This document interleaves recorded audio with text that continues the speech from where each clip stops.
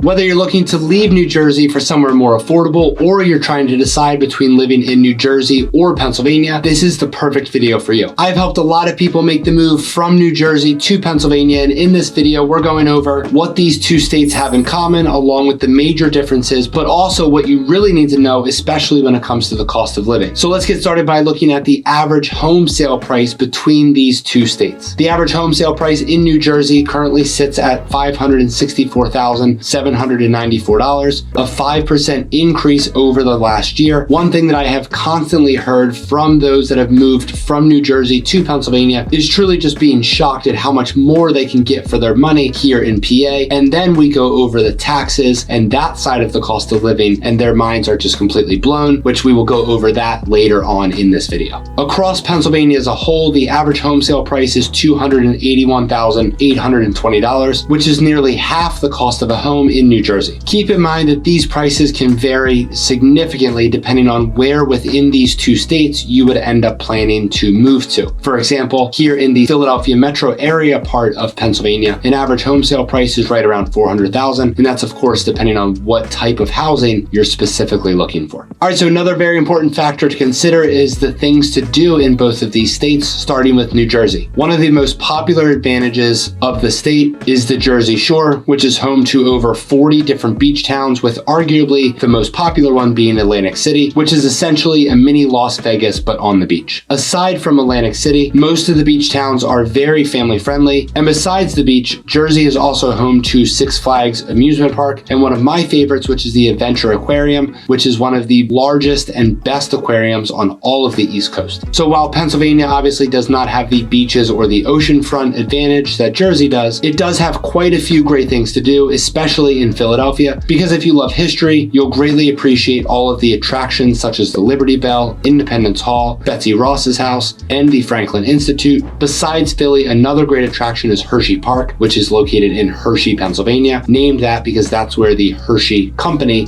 was founded. This great attraction offers tours of the chocolate factory along with a water and amusement park. Before we go over the cost of living differences and so much more between these two states, let's go over the job market differences between these two. Both Jersey and Pennsylvania have very strong economies with steady job growth. According to worldpopulationreview.com, Pennsylvania ranks 14th in the nation for annual job growth at 2.8%, while New Jersey comes in at 19th with a job growth rate of 2.5%. When it comes to the major corporations in these two states, New Jersey is home to 28 Fortune 500 companies, slightly more than Pennsylvania's 24. New Jersey's economy is mostly made up of pharmaceuticals, finance, transportation, and tourism, thanks to its location near major East Coast highways and the shipping ports as well. Pennsylvania's job market is pretty different than New Jersey, because while we have some tourism thanks to the historic landmarks, it is definitely not one of the major career pillars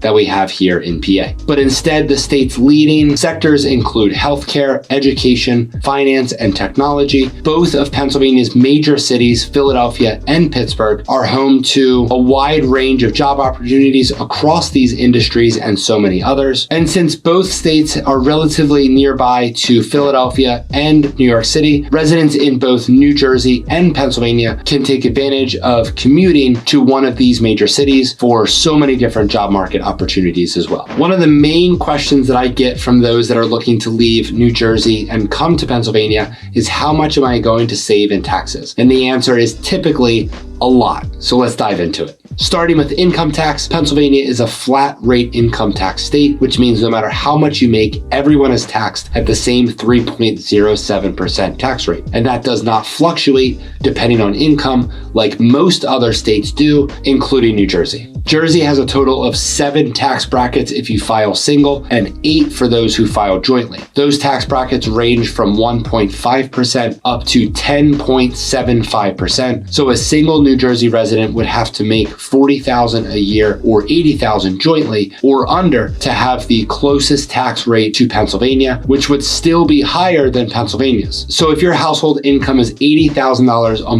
year or more, you could end up paying double or even triple what your tax rate would be here in Pennsylvania. New Jersey's sales tax is 6.625% compared to Pennsylvania's 6%. Property tax is another huge shock because New Jersey has the highest effective effective property tax in the country at 2.23% on average compared to Pennsylvania's average at 1.41%. When I help someone make the move from New Jersey to Pennsylvania, I often hear comments along the lines of, well, we really like this home, but why is it only showing half of the property taxes on the listing? Or something along the lines of, okay, but what about the rest of the property taxes? Which is funny because those property tax rates on the listings are very accurate. So New Jersey residents are completely shocked to see truly how much lower property taxes here are in PA. If you're planning to retire here in Pennsylvania, you'll be happy to hear that PA is rated one of the most cost-effective states for retirees, especially because all retirement income is fully tax exempt. So IRAs, 401ks, pensions, etc. Let's now dive into one of the most important comparisons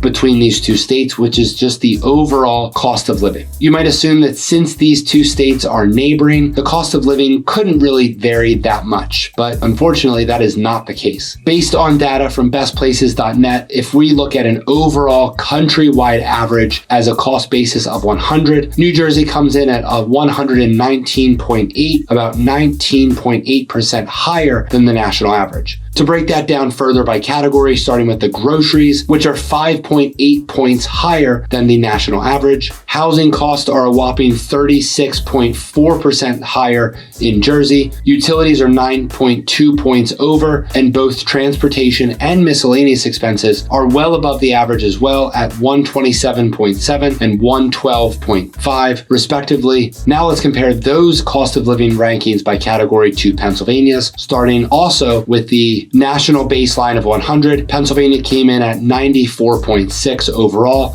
meaning it is 5.4% below the national average. And when it comes to specific categories, grocery and healthcare category are only slightly above average at 0.3 and 1.1 points above the national average. Housing is significantly more affordable at only 80.5. Utilities are close to average at 98.2, and transportation and miscellaneous costs are just marginally higher at 104 and 101.5. Again, with 100 being the US average. So if we add it all up, Pennsylvania is significantly more affordable than New Jersey without having to sacrifice the quality of life. If Pennsylvania seems like the best state for you, I would love to help you find your perfect home. You can email me here, or all of my contact information is down in the description below, and I'll see you over on this next video.